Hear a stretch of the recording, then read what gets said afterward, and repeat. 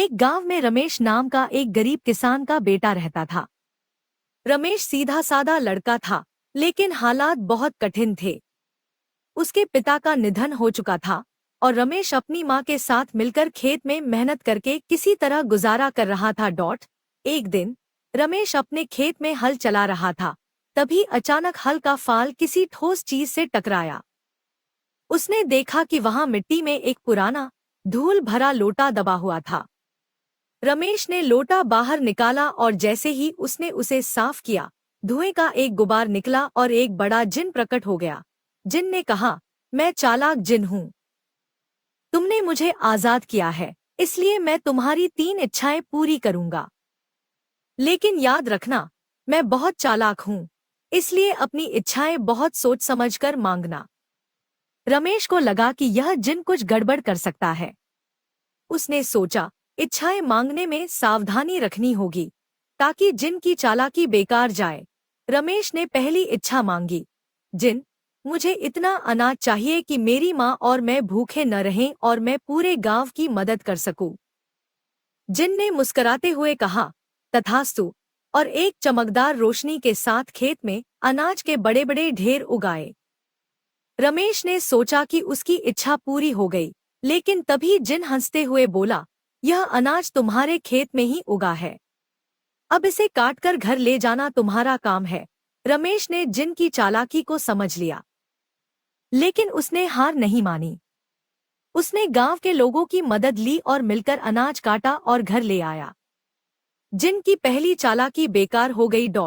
रमेश ने सोचा कि दूसरी इच्छा मांगने से पहले उसे और सतर्क होना होगा। उसने कहा, जिन, मेरी दूसरी इच्छा है कि मेरे घर में बहुत सारा सोना चांदी हो, लेकिन यह हमेशा सुरक्षित रहे और कभी कोई इसे चोरी न कर सके। जिन ने फिर मुस्कुराते हुए कहा, तथास्तु, और रमेश के घर में सोने चांदी के ढेर लग गए। लेकिन जिन ने चालाकी से घर के चारों ओर एक बहुत गहरी खाई बना दी। अब कोई भी घर तक पहुंच नहीं सकता था, न खुद रमेश, न कोई और।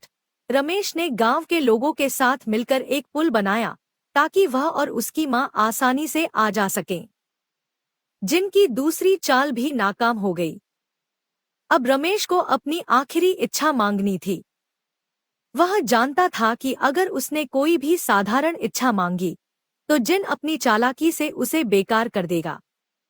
उसने सोचा, फिर मुस्कुराते हुए कहा, जिन, मेरी तीसरी और आखिरी इच्छा है कि तुम हमेशा मेरे साथ रहो और मेरी हर बात मानो, बिना कोई चालाकी किए। जिन हक्का बक्का रह गया, लेकिन उसे इच्छा पूरी करनी पड़ी। तथास्तु कहकर वह रमेश का सच्चा साथी बन गया। अब जिन रमेश की हर बात मानता और उसकी हर मदद करता। रमेश ने जिन की मदद से गांव के लोगों के लिए कुएं खुदवाए, सड़कें बनवाईं और अपने खेतों को उपजाऊ बनाया। अब जिन उसकी मदद कर रहा था और रमेश ने उसकी चालाकी को हमेशा के लिए खत्म कर दिया। रमेश की सूझबूझ ने न सिर्फ उसकी जिंदगी को बेहतर बनाया, बल्कि पूरे गांव को भी खुशहाल कर दिया।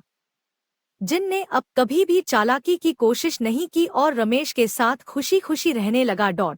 चालाक जिन की कहानी हमें सिखाती है कि चाहे सामने वाला कितना भी चालाक क्यों न हो, बुद्धि और समझदारी से हर समस्या का हल निकाला जा सकता है। धैर्य और समझदारी से काम लेना ही सबसे बड़ी ताकत है।